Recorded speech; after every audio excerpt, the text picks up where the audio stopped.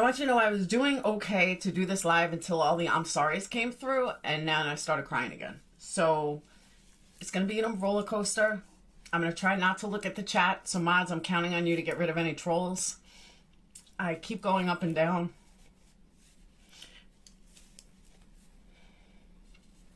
So the main reason that I'm even going live about this, so let me say hi to everyone, is because I did a series on my custody fight. And I don't even remember if it was on this channel or my other channel, but a lot of you guys know I've spoke about him multiple times, and the good, the bad, the ugly, I mean, it was one of those things. He was the love of my life, but also I hated him at the same time. But he was my son's father. And he's been battling drugs for a long time. And he finally lost the battle this morning. I woke up to 4 messages from his mom. And it was one of those things you just know, like, his mom doesn't call me often. So to wake up and see 4 missed calls from her, I knew what it was about. And to be honest with you, I really didn't. My initial thought was he was, like, carted off to jail. That was my initial thought. Like, she was going to tell me that, you know, they took him, he's going away for 3 years, which would have been better. But when I called her back, she said he's gone. And I said, what do you mean he's gone? And I said he died this morning. Dayton happened to have stayed home today, which was weird in itself. Why I even let him stay home. But I told him he could stay home last night. Thank God he did. And I woke him up. And it's been really, really, really hard. He's been on an emotional roller coaster. We're leaving Sunday. We're going to go to Iowa for the week. There's going to be an autopsy to see what he actually died from. And he died at, I believe, the exact same age his own father died. And it's Dayton just, he's back and forth. And having to tell your 14-year-old, having to deal with it, I'm trying to find positives in all of it. And I'm trying to, you know, apply the same things I said last night. And, you know, one way that I did say to him, I said, you want to know something, Dayton? The positive in all this is that Dad's always with you. He's always going to be there for you internally. You know, you can memorialize him and remember all the good times and the fun times.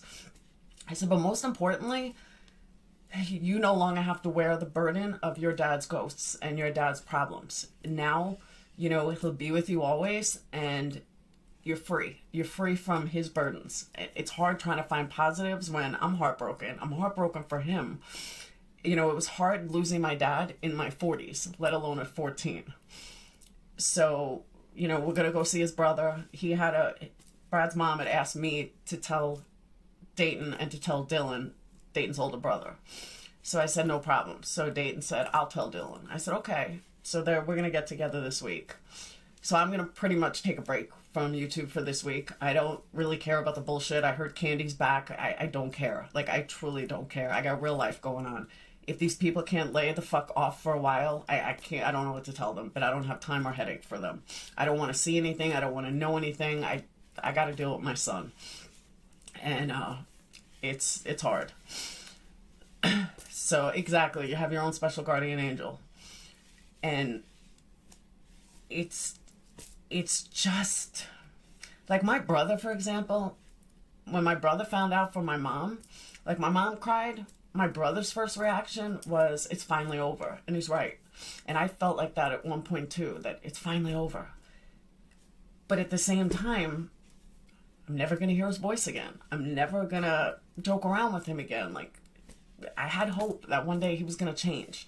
You know, I even said to his mom that the best thing that can happen to him is him going to jail, because at least he'll sober up. Better way to say it, it was almost bittersweet that he died at the hospital chained to a bed with a cop by his side. Because I heard he was arrested again last night. And I don't know, we don't know if he intentionally overdosed before he went in, something. But he's gone. It's over. There's no more. And my heart breaks for my son. And I don't know how I feel. I'm so up and down. I don't know. Family comes first, absolutely. And if there's ever a time my son needs me, it's now.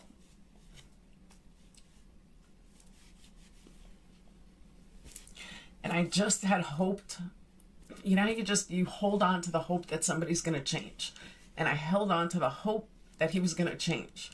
And I held on to the hope that maybe just one day he's going to get his shit together for Dayton. I begged him, Dayton begged him, we all begged him, and nope. He's gone. There's no more. There's no more possibility of him ever being a good father again. I don't know, it's bittersweet. I have so many mixed emotions.